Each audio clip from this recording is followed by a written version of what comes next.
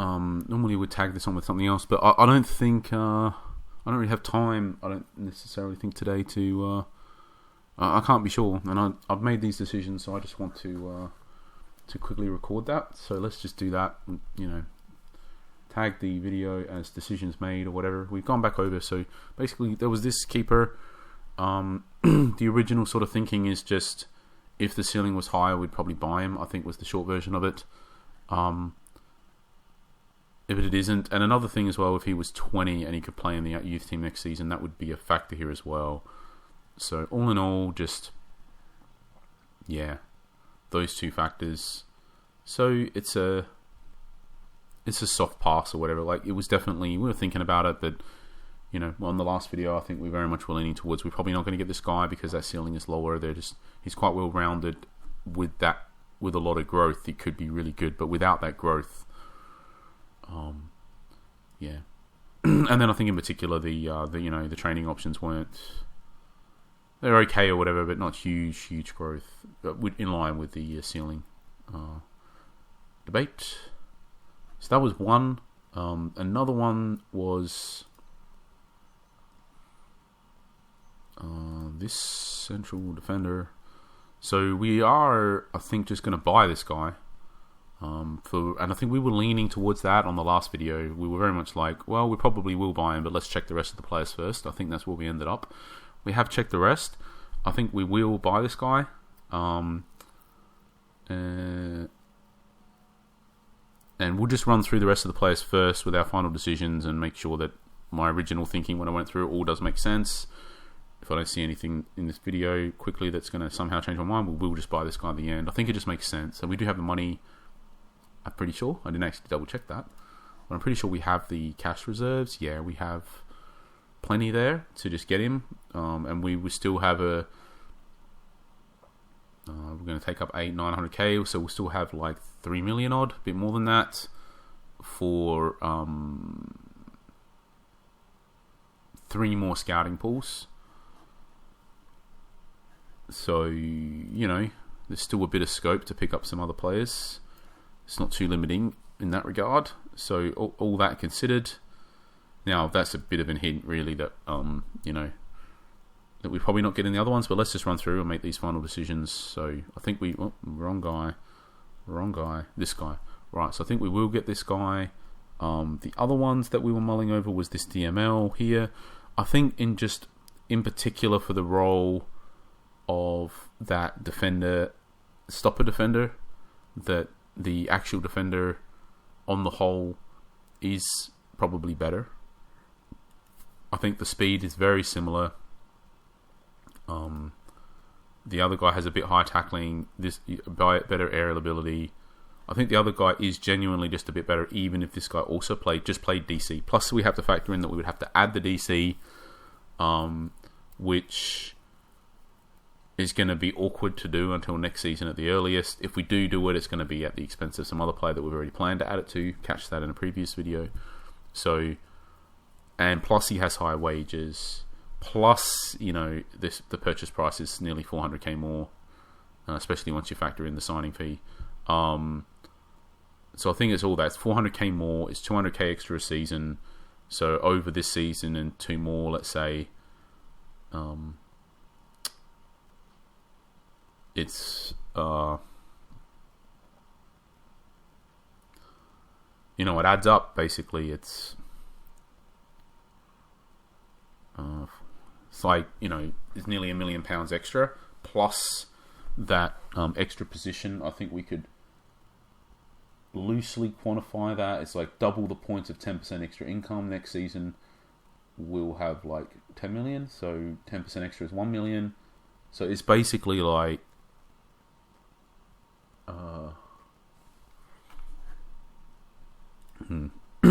let's just make sure. So it'll be 10%.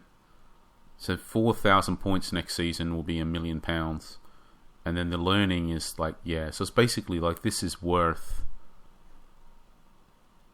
like £2 million basically to us adding this position. That's what it comes down to. We're choosing to be able to add the position to the player or £2 million extra. Like that's basically our choice. So But basically, so we're saying he's £2 million more plus £1 million more. The fact that we have to add the position just really just tips it over into it doesn't make sense. Like, even arguably where it's the 1 million, it kind of doesn't, because the other guy is better. The other guy is 2 years older though, mind you, so that is a factor. This guy would get 1 extra speed, composure, positioning, vision, or whatever.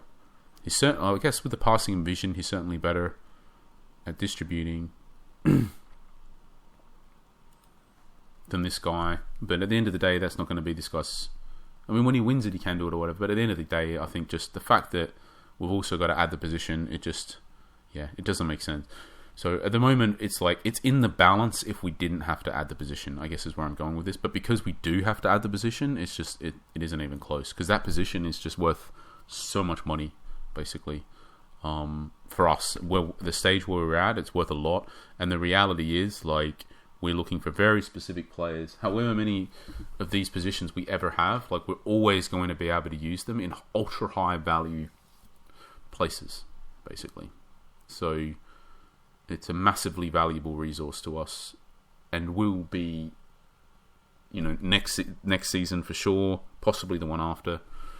And then as we get promoted, that's the trade-off. Like, we're basically saying it is different if and when we end up with enough manager skill points where you kind of, you're not choosing between, you're getting the extra income anyway. And it is different when you get to a point where if we have a lot of cash, the cash isn't the primary concern anymore. But right now the cash is the primary concern, and that will continue to be true for the foreseeable future, let's say, or for the coming next couple months at least. And to be honest, beyond that, like, realistically, if we're just looking to continuously improve the squad, which we are continuously, you get promoted. The cash is never going to be a situation where £2 million just doesn't matter at all to us in that type of time horizon. It's only really where if we consolidate a position in a division over time, over many seasons, then we could potentially accumulate quite a bit of cash where, like, £2 million isn't that big a deal to us.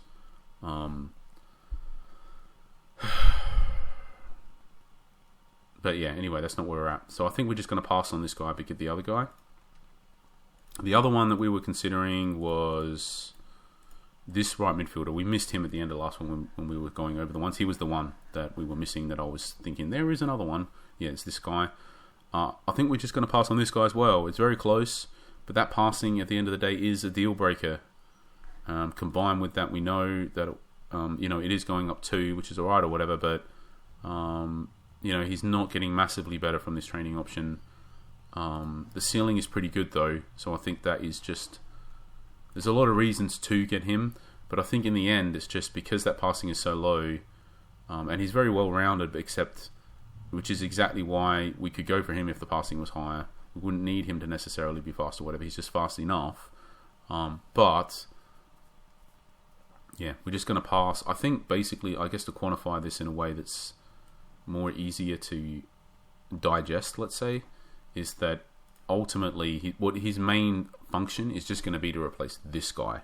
Ultimately, he just replaced this guy, and this guy has 30k wages. He is going to get slower, mind you, down to 75, but even then he's still materially faster than the other guy. The other guy is much more well-rounded, but the passing is the one that we kind of care the most about. This guy does have horrible tackling, so he's not good at back. Like, the other guy is arguably an upgrade, let's say, but not a significant one, something like that.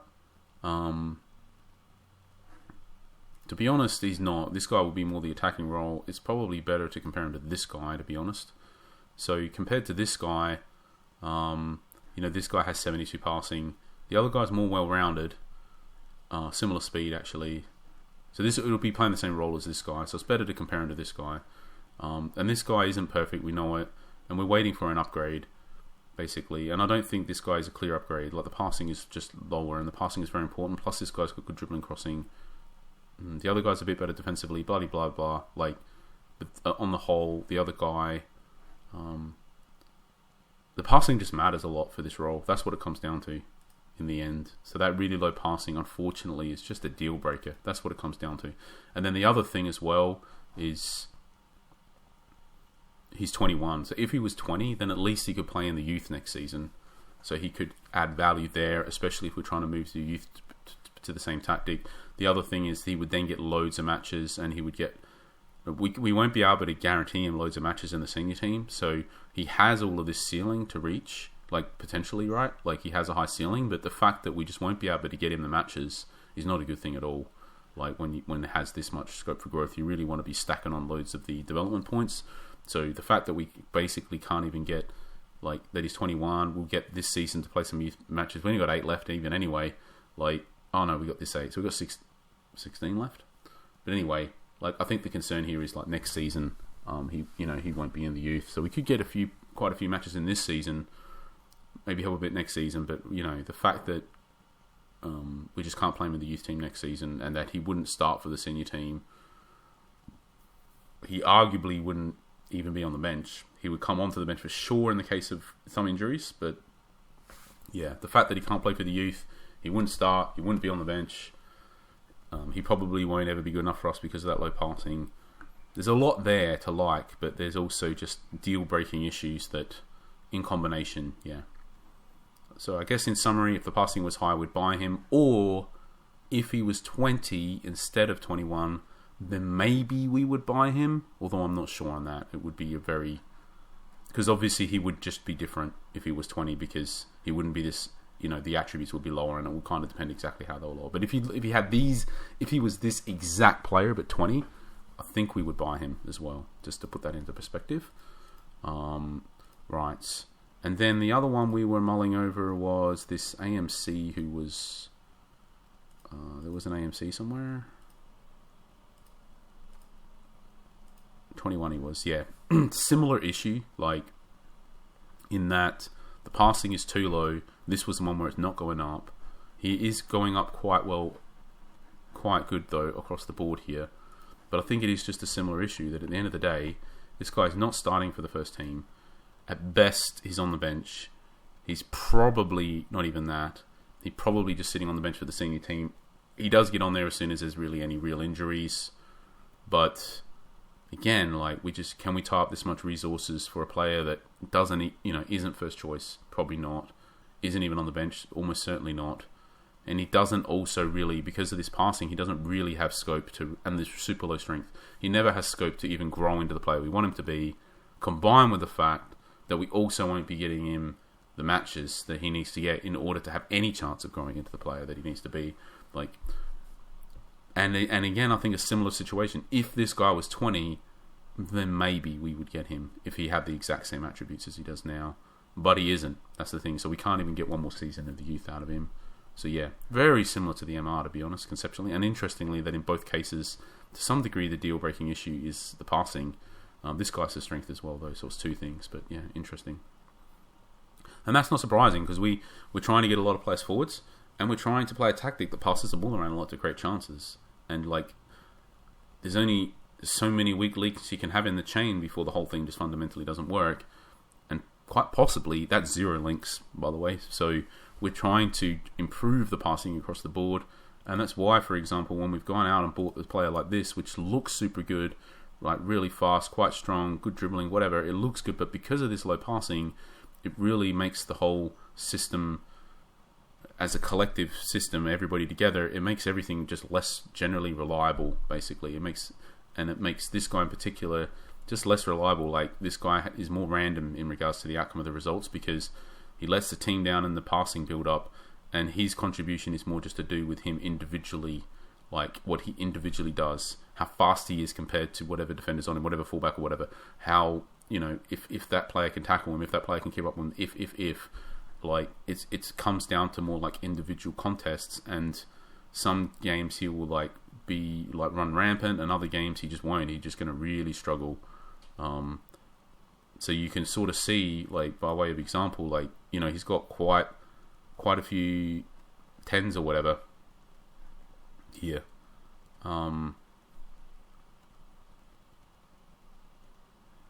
It's quite because of how much we're dominating matches, like he's kind of not getting lower than a 6 or 7 generally. But yeah, anyway.